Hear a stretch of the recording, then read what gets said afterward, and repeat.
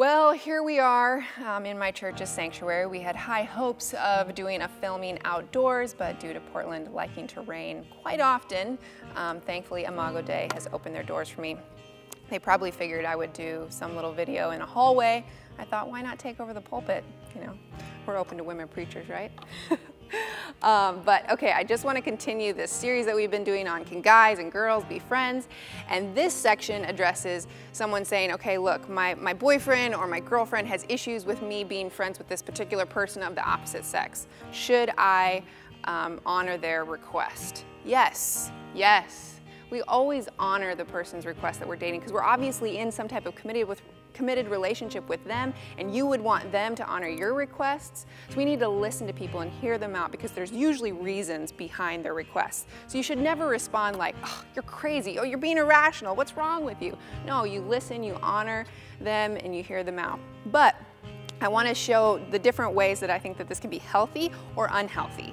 The first way that people make a request is probably like 90% of the requests, where they're just coming and they're just saying, hey, I want our relationship to be on the up and up, I want our relationship to be healthy, and actually, I don't know if you're aware or not, but I think Sally's in love with you.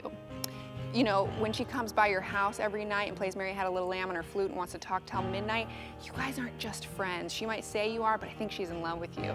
Okay, so that's a kind of request where hopefully if the person's mature can go, oh yeah, maybe she is, and I'm sorry if that's been dishonoring to you, and I'll kindly tell Sally that, you know, the Mary Had a Little Lamb sessions have to end, you know, and that's how those kind of things should go down. But then you've got different scenarios where someone might have an irrational fear. So they might make a request or freak out about Sally coming and saying, you can't ever talk to Sally ever again. You know, that's not Christ-like, that's not godly. You are always called to be friendly to people, even if they're a little weird and want to come play their flute on your front porch. But that doesn't mean that you have to, you know, ignore them. So these irrational fears, we need to unpack and just go, hey, why are you freaking out about Sally? Well, once you can ask them questions, maybe you can figure out that maybe they had a Sally-esque person in their last relationship and it broke them up. And so if you can validate them and go, okay, I see that you have a concern, let's talk about this, then hopefully you can get to the root of the issue. Hopefully you can get to the why. But then there's people who, this bugs me, they have their irrational fears, but they mask it in like a godly desire. So they're like, God actually told me you should never talk to or look at a man ever again. And go get in that shed.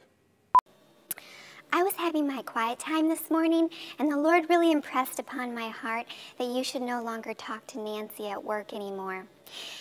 And probably not your mother either.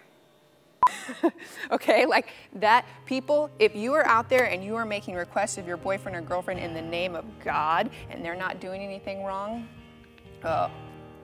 yeah, not okay. And then the last that I want to address is someone who makes no requests at all. This is someone who just doesn't even have a voice, and I want to explain this in a story. There was a couple and they were kind of going through some problems, and so they were just going to kind of take a break and think about things, and the boyfriend said to the girlfriend, he said, you know what, I'm going to go out for breakfast with my ex-girlfriend and ask her about what happened in our relationship, so hopefully that can help us in ours. Now, the girlfriend was kind of, she didn't know what to say, and she didn't know how to articulate that really bothered her and made her uncomfortable, so she made no request. And I want to say to that boyfriend, or if you're a girlfriend doing something similar, going, you can't treat people like that. Even if they're not voicing their concerns and their requests, we need, especially if you call yourself a Christian and a Christ follower, you need to be living above reproach. Going out with someone of the opposite sex, especially an ex-girlfriend or an ex-boyfriend, that hurts the person that you're with. It's not wise. And then a really extreme case would again be that irrational fear when you're doing something, when the person's doing something wrong, and so then they project onto you. So that would be this other story that I know, this boyfriend and girlfriend, they were dating, and she got a text from an ex-boyfriend, a guy that she hadn't dated for like 7 or 8 years. Very innocent text, something, you know, her grandmother could have written, and she just kindly responded, but just to be on the up and up with her boyfriend because he had some valid concerns with her being in touch with some guys from her past. So she said, hey, I just want to let you know, I got a text from so-and-so, and this was all it was. Well, he freaked out. And he was like, no, I'm sure you're in contact with him. I'm sure you're continuing to communicate with him. And come to find out, this boyfriend was actually in touch with his ex-girlfriend. So his paranoia was projected onto her. He assumed that she automatically would be doing this, and it's because that's what he was doing, some shady stuff.